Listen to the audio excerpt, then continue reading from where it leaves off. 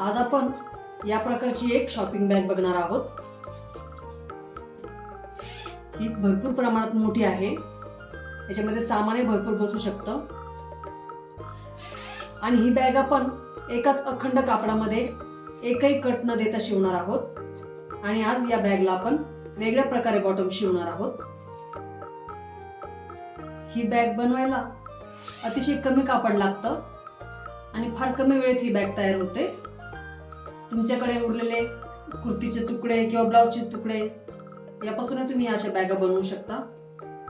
हा व्हिडिओ सुरू करण्यापूर्वी सर्वांना एक विनंती आहे की माझे व्हिडिओ जर तुम्हाला आवडत असतील तर लाईक शेअर जरूर करा आणि अजून चॅनलला सबस्क्राईब केले नसेल तर सबस्क्राईब जरूर करा आणि ज्यांनी सबस्क्राईब केले आहे त्यांचे सर्वांचे मनापासून धन्यवाद। चला तर बघूयात यासाठी अजून काय काय साहित्य लागते। मेन फॅब्रिक म्हणून हे कॉटनचं कापड घेतलेलं आहे मी।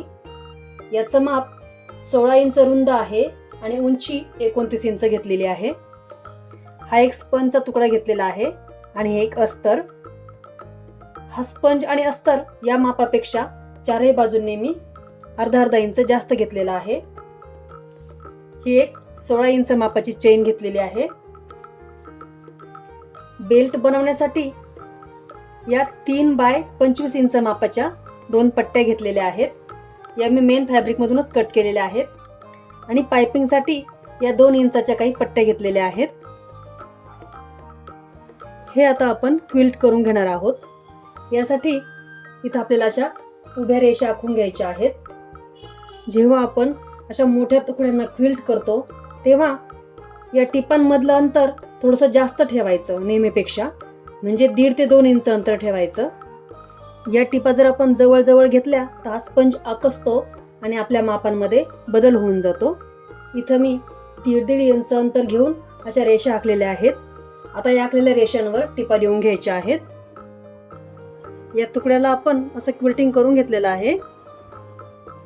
हे जास्तीचा स्पंज कापड कट करून हा तुकडा एकसारखा करून घ्यायचा आहे।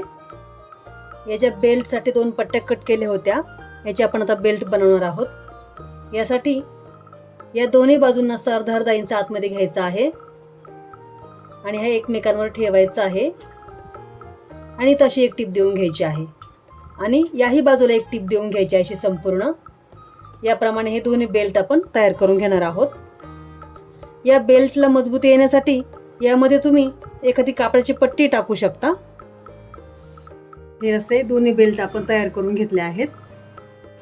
या मेन फॅब्रिकला आपण आता इथं बेल्ट जोडून घेणार आहोत। यासाठी हे मेन फॅब्रिक इथं असं रुंदीमध्ये दुमडायचं आहे आणि इथं मार्किंग करून घ्यायचं आहे।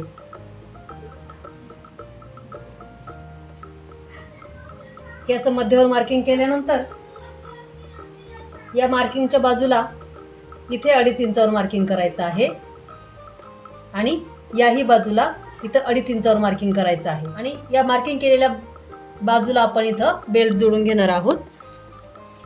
या प्रकारे या मार्किंगच्या बाजूला हे बेल्ट मी इथं असे फिक्स करून घेतलेले आहेत। याही बाजूला हा बेल्ट फिक्स केलेला आहे। आता इथं टिपा देऊन हा बेल्ट पक्का करून घ्यायचा आहे। हे दोन्ही बाजूचे बेल्ट इथं असे फिक्स करून घेतलेले आहेत।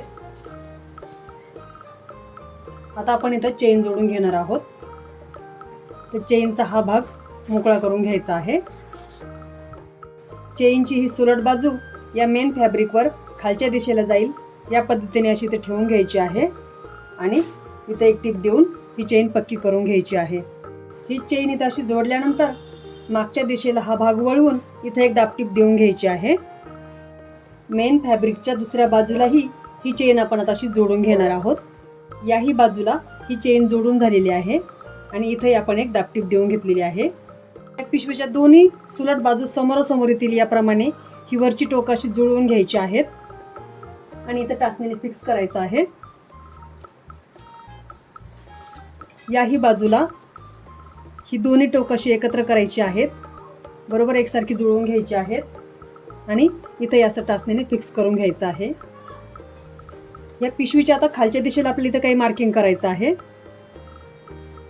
बरोबर याच्या मध्यवर्ती असं मार्किंग करून घ्यायचं आहे या बाजूला आणि याही बाजूला इथं असं मध्यवर मार्किंग करायचं आहे. हवा तर इथं आपण छोटेसे कट देऊ शकतो असे.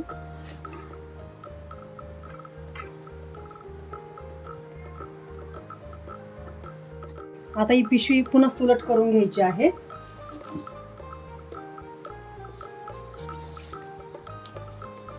आणि इथं हे जे मध्यावर मार्किंग केलेलं आहे इथं एक अशी सरळ रेषा आखून घ्यायची आहे. आता ही जी मध्यावर रेषा आखलेली आहे याच्या दोन्ही बाजूंना 1.5 इंचावर मार्किंग करायचं आहे. म्हणजे वरच्याही बाजूला इथं 1.5 इंचावर मार्किंग करायचं आहे आणि इथं खालच्याही बाजूला 1.5 इंचावर मार्किंग करायचं आहे.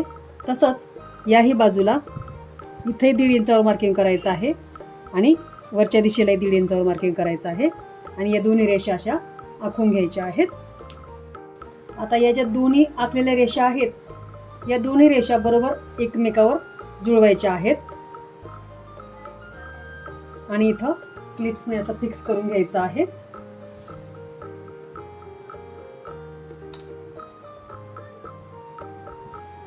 तसंच याही बाजूला या ज्या दोन रेषा आहेत बाजूच्या या बरोबर एकमेकांवर घ्यायच्या आहेत.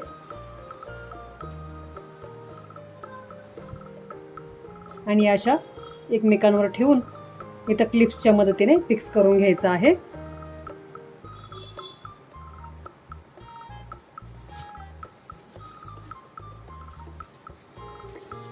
इथे वरती आपण टाचण्यांनी हा भाग फिक्स करून घ्यायचा आहे.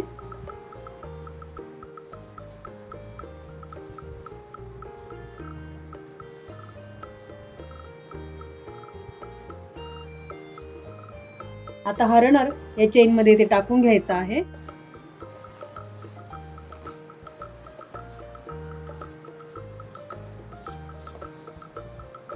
आता या दोन्ही बाजूंना इथं टिपा देऊन घ्यायच्या आहेत. याही बाजूला अर्धा इंचावर एक टिप देऊन घ्यायची आहे. आता या दोन्ही बाजूंना टिपा दिल्यानंतर इथं आपण पायपिंग करून घेणार आहोत.